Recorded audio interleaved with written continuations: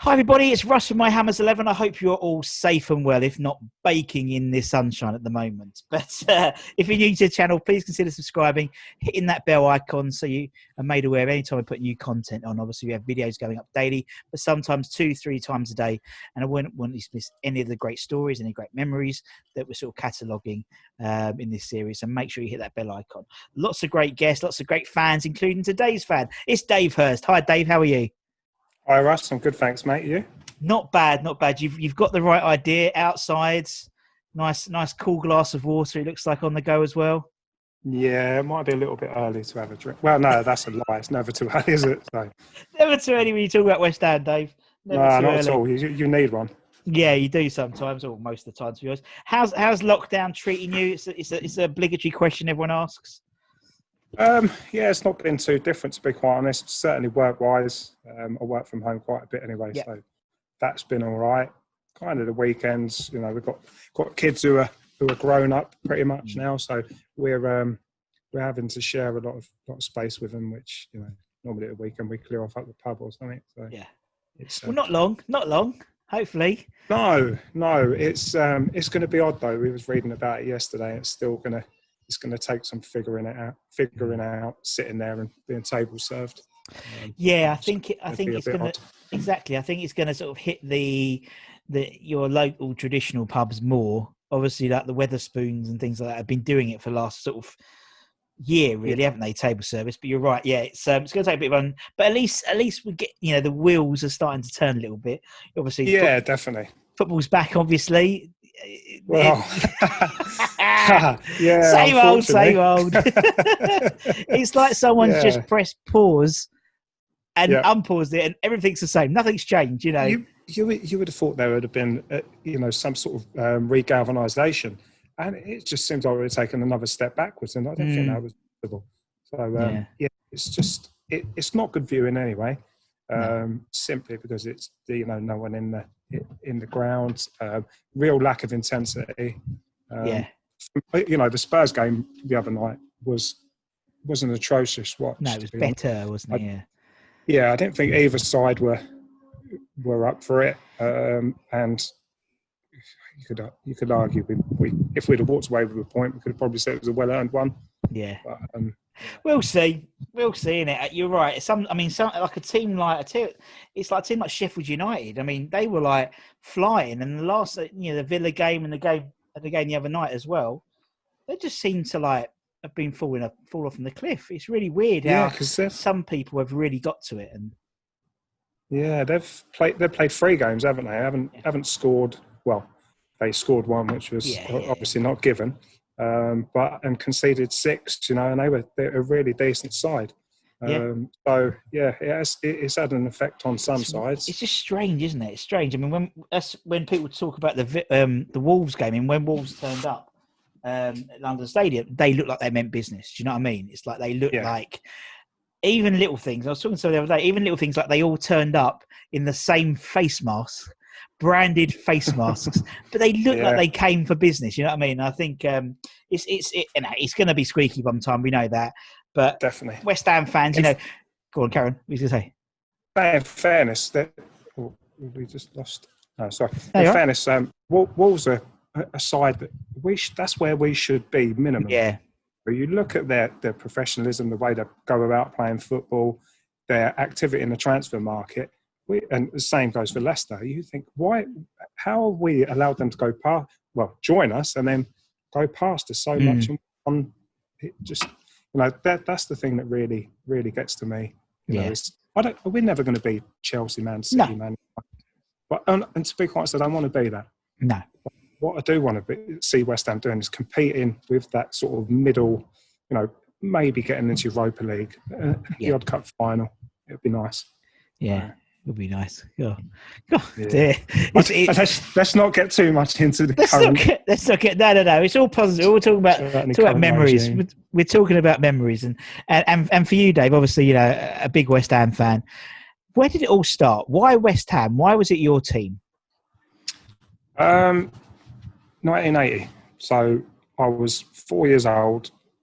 My brother was an Arsenal fan. Is an Arsenal fan. I'm saying was. He still is. And being a younger brother, I went for the opposition that day.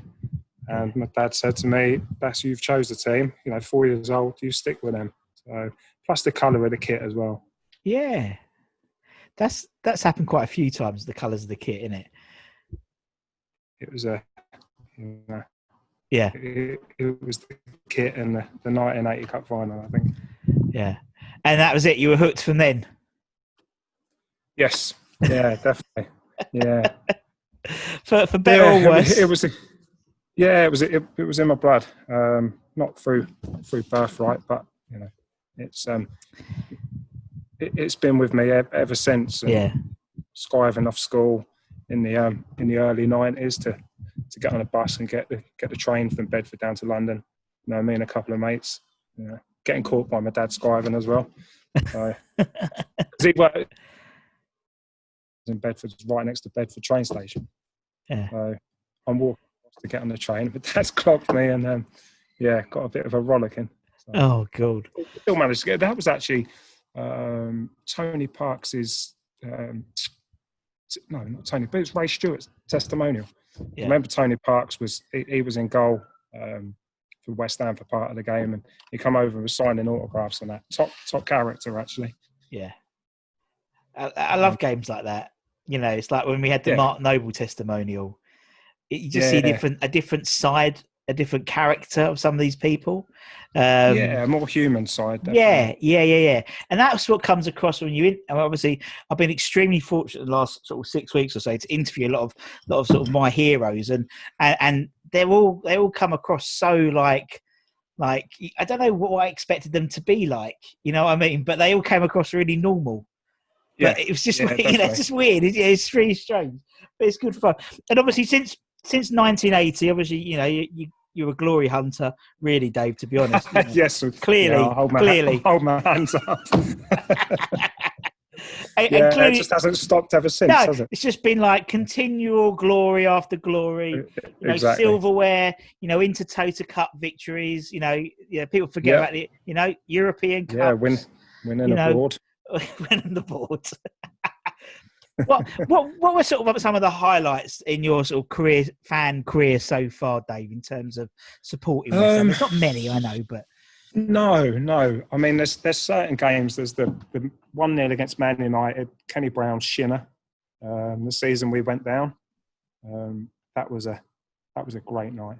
Yeah, and especially even more so when Alex Ferguson come out and said, "Why can they only do it when it's against Man United?" He's always Man United, though, isn't he? Yeah, exactly. Yeah. That was good fun. Actually, the Luton FA Cup game is a replay, and we beat them. I think it was 4-1. Yeah. At Upton Park, and we scored a second goal, and I was 16, 17 years old. I didn't tie my trainers up, jumped up, surged forward, and both my trainers had come off. So there I am, stood in the North Bank with no trainers on. Anyway, 2 minutes later, everyone's singing Billy Bond's Claret Blue Army, and they're throwing my trainers about the North Bank. So I didn't see them for a good 20, 25 minutes. So that was it. That was early days of me going down there, and the love affair was just, it was well on. Yeah, exactly. And more importantly, have you passed on that love affair to your children, or have they gone elsewhere? I've got two stepchildren. So Hayden, who is now 21, when I was first with his mum, he used to come to a few games with me at Upton Park. And then when we got season tickets at the new place, the first season, I got a season ticket in my stepdaughter's name. She came along to a few games. She actually really enjoyed it. Yeah. But unfortunately, Hayden's a Liverpool supporter. And Lola's not that interested, to be quite honest. So. Nah. I know what you mean.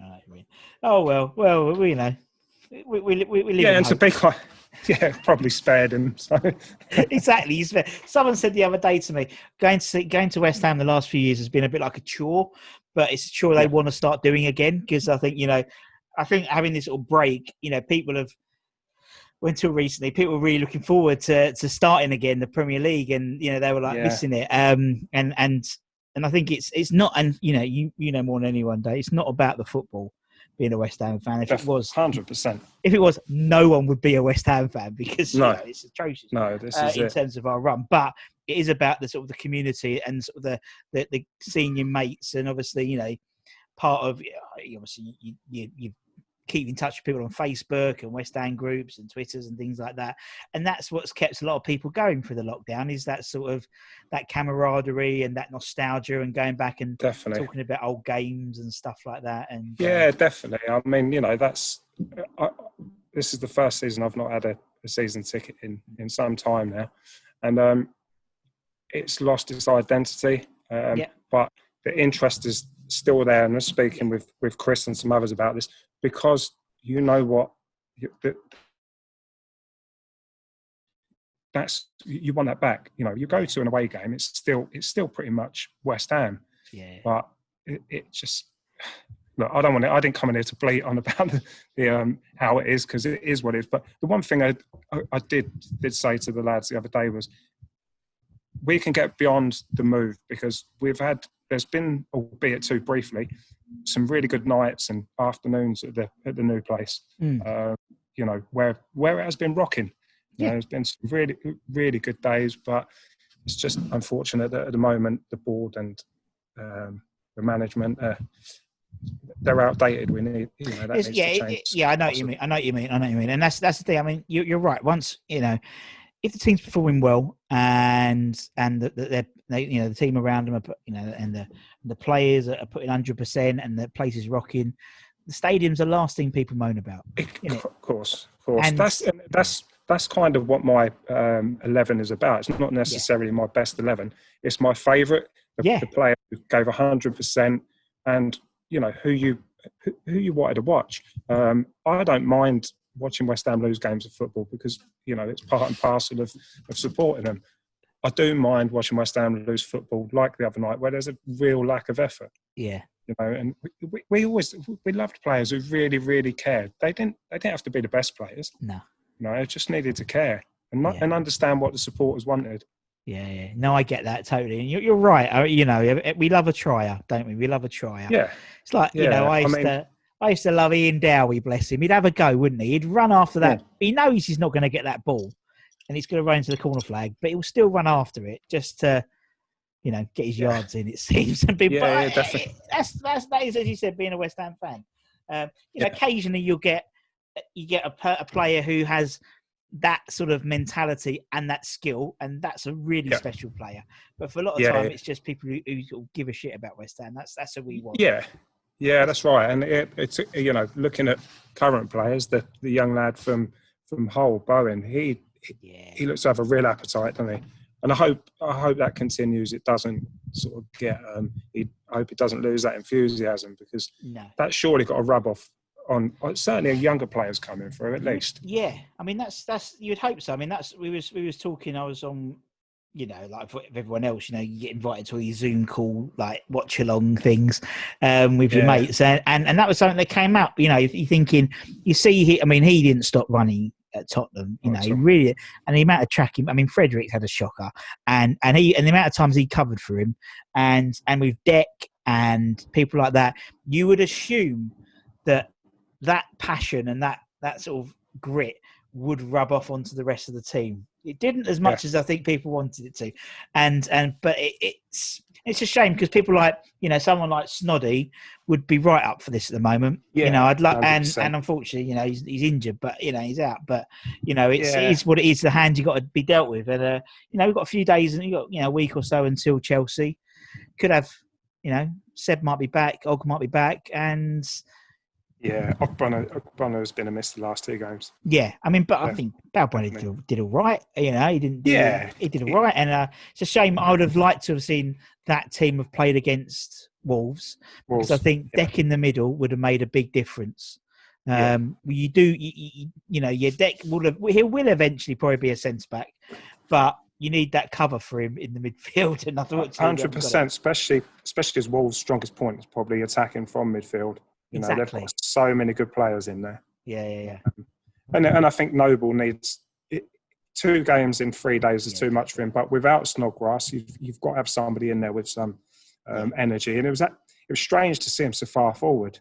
Yes, That was he was like, obviously the glory against Spurs. yeah. But yeah, it's not his position. For half the game, he was like in that our famed false nine position, which I remember we had when we played Spurs ages. Do you remember Big Sam Boy, the false fantastic play, Aladici. Brilliant. Right, let's go into your 11, Dave. As I said, the only really rule is that you have to be alive to have seen them play. Just so it means you get a difference. You know, it's a generational thing, and I think it means different players come up, and we've had about 130 odd players come up. Some good stories, some because they posed for a Christmas catalogue dressed in a Christmas onesie, and that's why Razvan Rat got into Charlie Walsh's. But that's brilliant, isn't it? That is part of our literally part of our fabric. But you know what I mean? Yeah. So in terms of, as you said, in terms of your 11, it's all about your favourite players. Might not have been the best players, but the guys that thought you'd like to see in their West Ham shirt. They'd fight for it. So who's in goal for you then, Dave? Who's in goal for the Hirst 11? The big man, Ludo. Yeah. Yeah. My Costco. The early memories at Upton Park of the sort of first games going along was just Ludo running up to the North Bank, the whole of the crowd. Ludo. Yeah. This guy loved being there. And his game against Man United as well. I mean, we talk about Rob Green's against Arsenal. Yeah. Ludo's was as outstanding. Yeah. We could have conceded 7 or 8 that day. Easily. And what is it? That's what I love about, goalkeepers always have an affection with the fans because that is that reason, they run up to the court, they're literally running right in front of the fans. It's like even Rob Green, like England's number 6, and it's just, it's just weird. But obviously, and even the away goalkeepers always get like a bit of a, as long as they're not like as long as you don't hate them. Yeah, as long as it's not Ian Walker. Yeah. Exactly. They always get a clap. You talk about, I mentioned him earlier, Tony Parks. I mean, he wasn't with us for long. No. But they called him Flying Pig, didn't they? He wasn't the tallest of keepers, but he just had a real rapport with the crowd. And that's massive, because obviously you hear what we're saying. Yeah. So, they've got to have quite thick skin, I'd imagine. They have to, but they don't. None of them seem to take themselves too seriously. I mean, Ludo particularly. Always when you meet him, he always says, "Hi, I'm Ludo. I don't live near Moscow." And that's sort of how he introduces himself most time. And it's like, and like Rob Green. I remember we all chanting, you all want a team of Robert Greens and England number 6, and they can't take themselves too seriously, as you said, because they'll be listening to all the crap that you're going to be shouting at them for the next 45 minutes at least. 100%. Well, I didn't even think about that until now. Right, okay, we'll put Ludo in. Who's going to go left back? I've got an idea probably your left back based on your criteria, Dave, but so it's going to be Julian Dix. It has to be. Yeah. It has to be Dixie. Yeah. I mean, he's one of those players. I think he's, there's a few players which always come into people's 11s, and Julian is always one of them because I think he just epitomised West Ham, didn't he, really? 100%. That's, is not, although he had a wonderful left foot, he wasn't the best player. But he would give, as soon as he stepped foot on that pitch, he would give everything. Sometimes a little bit too much. Yeah. Just ask John Spencer. Yeah. But no, he was just, he was an absolute idol to me. And still, 30 years since going to sort of my first West Ham game, still my favourite West Ham player, just because of what playing for West Ham meant to him. So, and he could just get the crowd going. One tackle, he could. I'd just turn around and, come on, and he would get everyone going. And them sort of players are special. Particularly from left back, it's not the most glamorous position in the world, isn't it? And it's like if it was centre mid, not at all. Then fair enough. But he was capped, and I just loved the way he just looked like he was relatable. Nowadays footballers aren't relatable with fans. I couldn't picture myself walking into a pub and seeing Diop at the bar. No. But I could easily walk into the bar and see Julian at a bar popping out, and it's just like the way he walked out. He didn't train. He'd have a can of Coke and a Mars bar and go and play 90 minutes like we would do on a Sunday league game, innit? Or and it was just exactly. like, oh, brilliant! I love Julian. Yeah. Okay, go on. I was just I got to give a shout out to George McCartney as well. Yeah. Because I loved that guy as well. You know, another one really enthusiastic with bomb on. You know, wasn't brilliant by any stretch, but just an all round 100%er. Yeah, I don't remember George McCarthy ever making a glaring mistake. You know, most people you have like, oh god, yeah, but remember what he did against but he was he was a solid left back. That was sure. Definitely. Well, I'll put Julian in. Let's go right back then, Dave. Let's go the other side, man. Timmy Breaker. Oh, the robot. Yes, legs like a rhino. Yeah, it was. It just, you know, didn't say a lot on the pitch, just up and down, tremendous fullback, great cross on him. Yeah. Just to play, again, another player you can relate to. You know, it was a professional player, but he just turned up, 90 minutes of football, wasn't interested in being anything other than just being a footballer. You know, there was no airs and graces about him. Yeah. And we used to put a bet on Tim Breaker, first goal scorer, every week, and he was something like 33-1, and I can't remember what the game was, and we turned up about 10 minutes late, got in, and it's the only time he ever scored first, I'm sure of it. So so actually scrap him, let's get Seba Shannon in instead. Yeah. Fuck him, let's put in I don't know, let's put in Thomas Repkin. I know what you mean about Breaker. He's one of those players, and I was again very fortunate enough to interview him, and I sort of gave a confession because I didn't really appreciate Tim Breaker when I was young, and it was only like, well, obviously now you got, you know, there's nothing on telly, there's fucking on telly apart from football. I mean, there's football now, but until 2 weeks ago, so I was watching up the old games, and I forgot what a great player he was, and obviously he was fantastic. He was brilliant, like solid, reliable, would bomb down that right side, and you know, again, interviewing a lot of the players who he played with at West Ham at the time, they all pick him. And that gives me, like, to me that puts it on a level, you know, when like Martin Allen says, you know, he was amazing and he was just machine and stuff. Yeah, it was, you know, he had such energy. He was such energy, you know. Such a nice guy as well. So, top bloke, I can imagine. Top bloke. Right, okay. Let's put Timmy in. Okay, let's go centre half. So who's your first centre half then, Dave? All right, let's come out the 90s for a bit. I'm going to go with James Collins. I'd imagine he's dropping up a lot as well. Again, a generational thing as well. But yeah, definitely GP for sort of as you said, in terms of giving his all and being a true West Ham man. You know what I mean? Yeah. And it's awful that the club didn't give the guy a testimonial. You know, he put his. He was a proper West Ham player again. You know, at times he'd have a shock. I remember driving 5 hours to Swansea, and we'd just got promoted, and we were 3-0 down at half time. And 15 minutes in, 20 minutes in, his back pass, they've gone and scored, gone 1-0 up, and he looked devastated. And I know it's a terrible mistake, but his reaction told you enough. He cared, it's a mistake, you know, and he bounced back from it.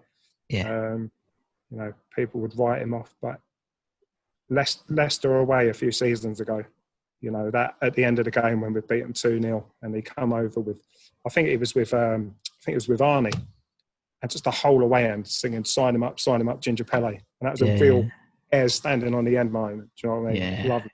No, I get you.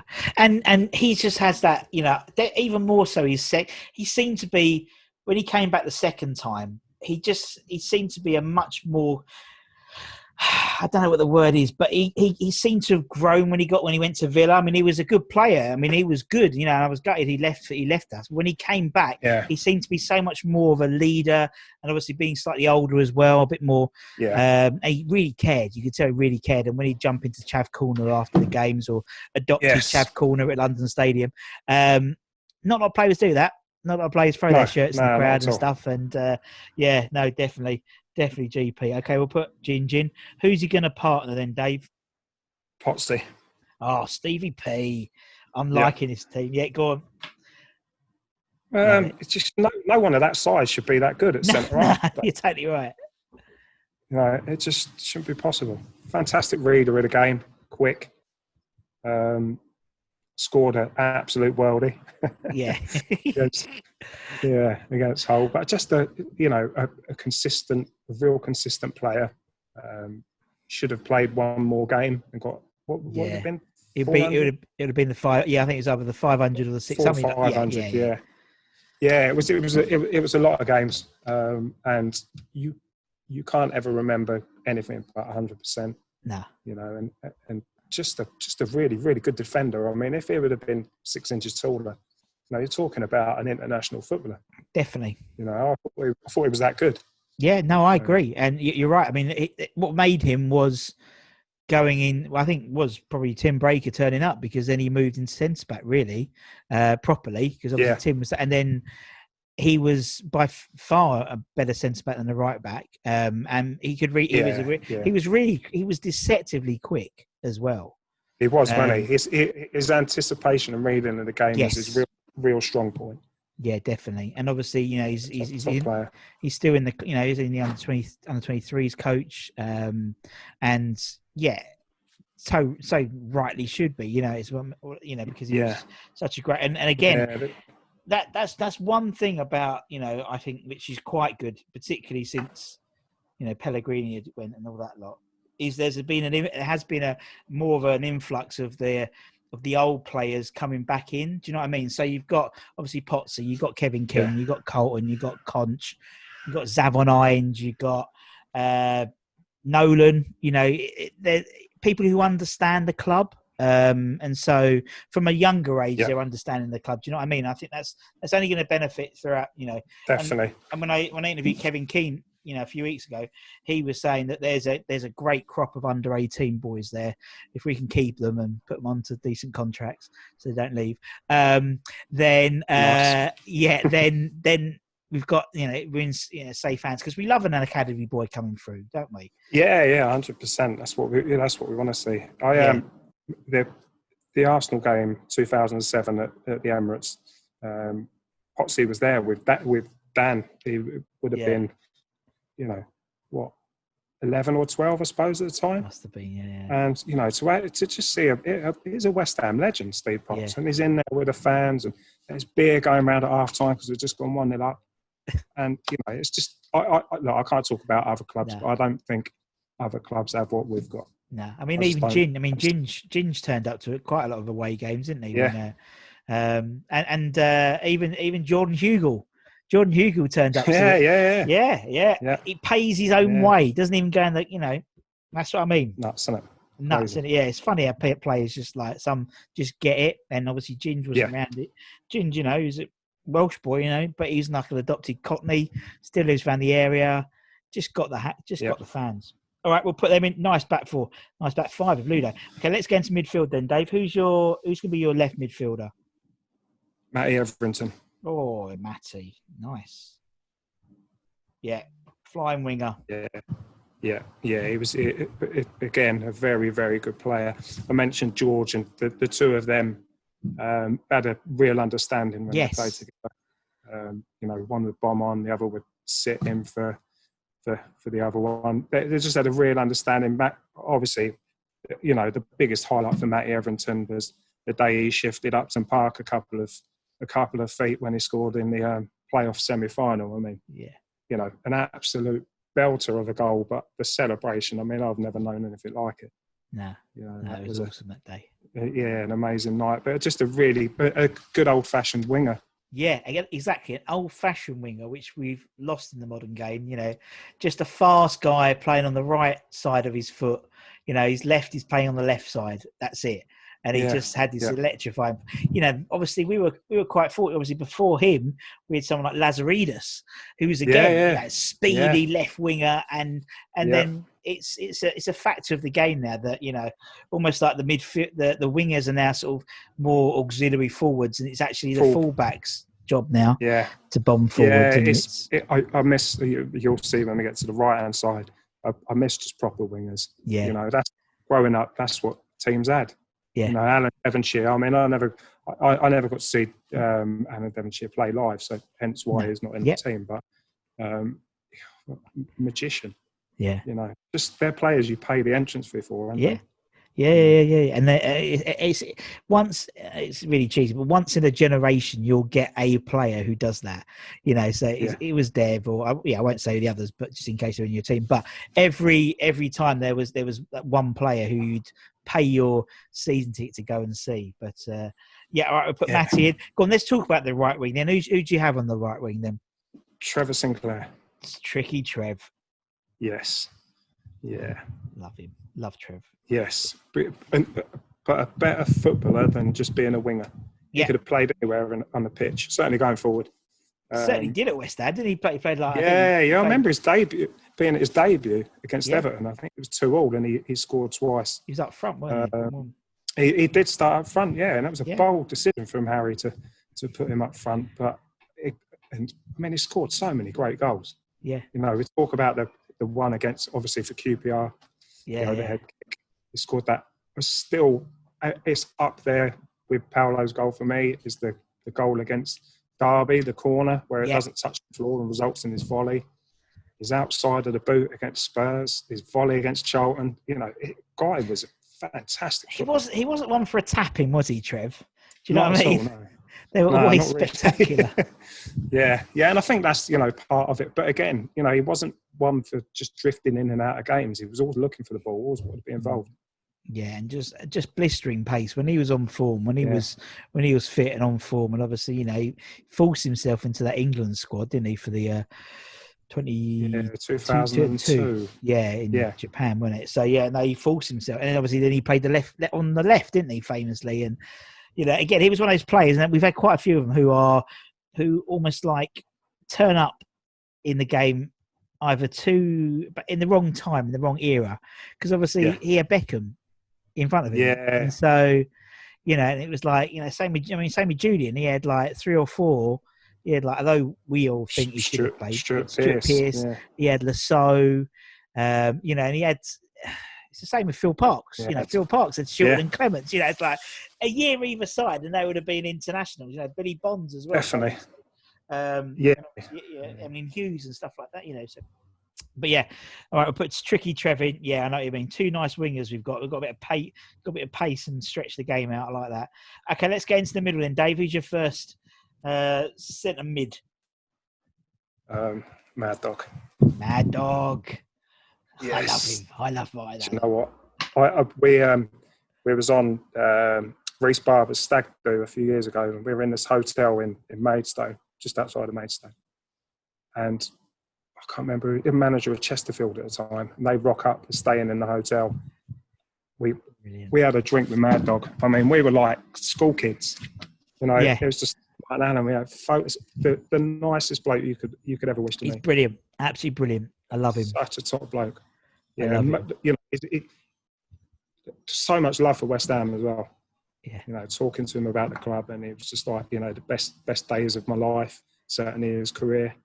And again, run out on the pitch and everyone would do the Mad Dog, and he was just a lunatic, wasn't he? He was a complete loon. Footballer as well. He was a really good footballer, and he scored some great goals for us. I have one story about Mad Dog. Obviously, we interviewed him, and it was brilliant, and I loved it. And then I realised at the end that he was eating a dog biscuit, which was just making me laugh. He was just munching away. And I'm like, I saw he had in fact, there could be vodka or gin in there, Dave. I don't know what's in your glass of water, but but it's like we was chatting, and he was like, oh yeah, I've been in the garden. He had like all his hands were all brown because he'd been in the garden. I reckon he'd just gone like that in a load of soil before he came on. You know what I mean, just to show you. And he was just munching his thing. And then at the end, I just saw the end of it, like on those Bono biscuits. And Martin, are you eating a dog biscuit? He went, yeah, I am the Mad Dog. It's like, but he'd staged it all the way, and he was like, yeah. But my story about Mad Dog was we interviewed him on the pitch. We haven't interviewed him since because of this. But he'd clearly, this was at Upton Park, and he clearly had enjoyed some of the pre-match hospitality. We'll just say that. Right, okay. And it was half-time, and Thomas Hitzelsberger was playing for us. And obviously, occasionally, he'd hit one of his, and he'd scored in the first half. And so we'd interview him half-time, and we said, so Martin, Thomas Hitzelsberger, great goal first half. And he went, yeah. He says, and I said, obviously all the fans were cheering. He went, yeah, they were, which was a surprise because the last time the German turned up at the East End, he bombed the place. And we went, okay, well, thank you very much, Marty. But that was Mad Dog. That's him, and he's like, everyone laughed, from then on we didn't. But I love Martin Allen. He was great. He was good fun. Right, okay, so put the Mad Dog in. Who's the Mad Dog going to accompany in that central midfield? Another all-round player who played at the back and in midfield, but I had to get him in, George Paris. Yeah. Do you know what? I'll be honest. I think that's the first time, unbelievably, George Paris has been in someone's team, which is really shocking. Really shocking. Yeah. I always have my spreadsheet up as well, Dave. I must apologise. I always keep it just in case. George Paris. Tell a lie. No, he's only appeared in a couple, but it's very, very rare. Yeah. But he was a good player. He was a great player for us. Yeah, very good. Good. Scored some very good goals for us. Yeah, versatile. Again, going back to what we were saying about a few of them players who not the most naturally gifted, but for engine. Yeah. And could play in a number of positions as well. Commitment, you just Timmy Breakers. They were the players when I first started going. We had some real talented players, but they all stood out to me. Yeah. Yeah, totally. He's I think 1990, 91. He played majority of his season at left back because Dixie had come to the club and had quite a serious injury, and then moved into midfield sort of for the next few seasons. And just a real colossal of a player. I loved him. Yeah. Really, really. You just I don't know.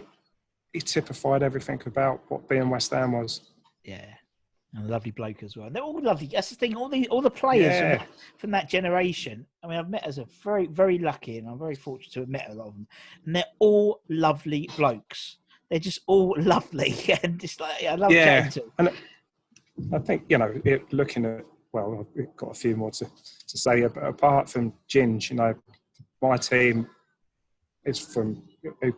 Eras gone by, because of what we said about players relating to the club, and I don't feel we've got Mark Noble, but there's not many who sit in that bracket with me. Someone said to me on a previous interview that your favourite music is when you're 15, 16, 17, and I think that's same true with footballers. Looking at the with the exception of Ginge, most of them probably when you were about 16, you know what I mean? And it's true.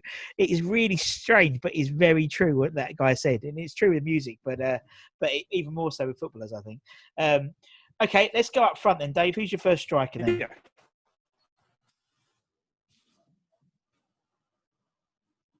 Hello.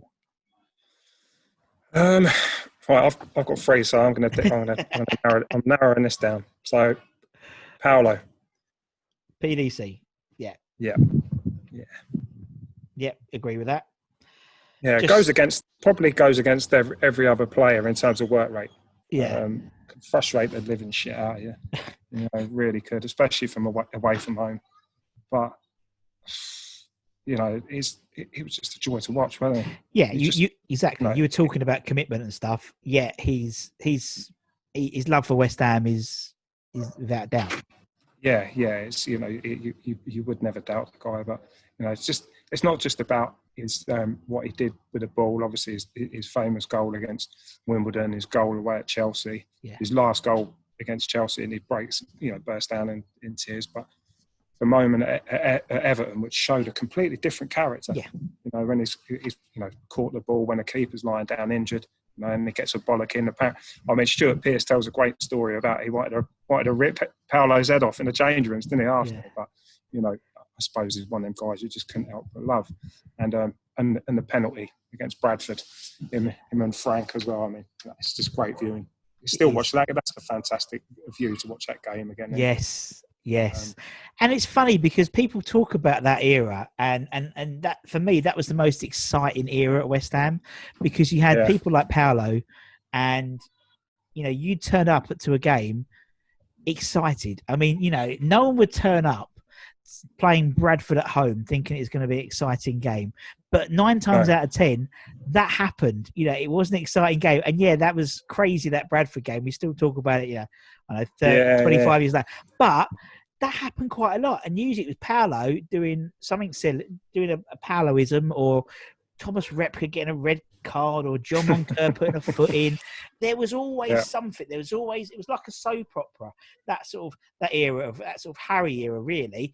There was always something going on, or a new player would come in, or you'd have a Marco Boogers, or you get a Paolo Futre, and or you get this Di Canio one chop partnership, which should never have worked, but it did. You know, that's what I loved about that period of time. And again, definitely. It was probably around my mid to late teens, so that's probably why I love that period with so much joy. Yeah, no, definitely. No, it's good times, and Harry just had a way of getting players from clubs who were out of favour, out of form, bringing them in. I mean, look, we had Neil Ruddock, Ian Wright. I mean, when Ian Wright scores against Palace, and Neil Ruddock and him do that like mocking of Di Canio, and he's just signed for the club, and he's thinking, look at these idiots. Yeah, you know, was it just before he signed? It was around that time. Yeah, it was just about Yeah, but it's just full of characters, and the crowd loved that. You know, it was fantastic. You know, No, you're right. I used to love those lap of honours it was a lap of honour. Then before they changed to a lap of appreciation, and by the end, like them lot, I remember seeing like one with Ruddock, and he wasn't playing, but he was in a suit, and by the end he was in his pants, because he was literally just throwing his like trousers and his shirt and his shoes in the crowd, and he's like, it's just fun. It was just a fun time to be a fan. But in general, in football terms, in general, I think football's got a bit boring now, and you don't get characters. It's become too professional. But that was like a great time, because you said you had to. I mean, people talk about names in the back of the shirts. Ruddock was the last name I had in the back of my shirt. Was it really? Yeah, and it was Razor 6. You know, I remember that really vividly. Because I thought it was just a character. I love characters, and he was just brilliant. He was, it wasn't the story that they had to make sort of like shorts, extra size these shorts, because they couldn't fit him. You know, his normal shorts wouldn't fit. He had to get like 5X or something like that. It was absolutely brilliant. Anyway, back to Paolo. Yeah, totally great. Box office, loved him. Who's Paolo going to partner then, Dave? I don't know if you've had many of these, but I'm going with Carlos Tevez. Good old Carlitos. Nice guy. Yeah, just that season. An absolute emotional roller coaster. Yeah. I hardly missed a game that season. Yeah. Man United being one of them that I did miss, but he didn't score his first goal till the Spurs game, first weekend of March. First few months he weren't great, was he? Didn't start a game, did he, until the new year. You know, I think it was January time when Kerbishley was in charge, and Kerbishley put it in. And first of all, you're like, really? You know, and then all of a sudden, this guy just exploded. And he just got and again, it was that relationship with the supporters. I mean, where I used to sit, sort of in what was the Al Parry stand and different names on the west side. He jumped in just in front of us, and he was like, it means something to him, and then he just repeated it, you know, and it was brilliant. You know, it was just great to watch him. Somebody of real pure class. I mean, out of all them players, including Paolo, Tevez was the best out of them for me. Yeah, you know, he was a genuinely world-class footballer. He was. And just to have him for, we can't even say a season. We had him for 10, 12 games, really. Really, when he turned up, I mean, you know, it was almost like before it was almost like he was trying too hard, wasn't it? And then Kerb sort of basically told him just to stay up front, and it just worked. A bit like you know, when Arnie came in, obviously, you know, he was like stuck on the right. He was doing fuck all really when he understood. And then Moisey put him up front, and he sort of made a massive difference. But yeah, Carlos was just like, you know, it was just this incredible, and the whole thing around the mystique of getting him. And I remember like at work, and it came up on the ticker on the BBC thing. You're like, what? We just signed exactly.